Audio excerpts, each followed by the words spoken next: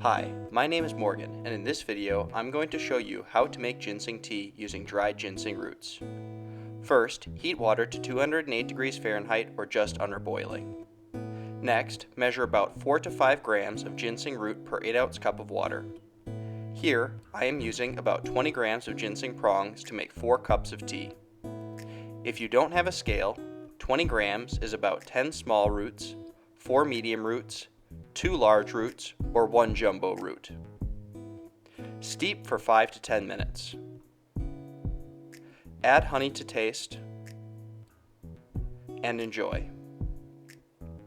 After drinking the tea, the roots can be dried and reused 1 to 2 more times depending on their size and how long they were steeped. Once most of the ginseng flavor is gone, the roots should be discarded. Check out our website at wisconsingrownginseng.com. Click the recipes link for more how-to videos.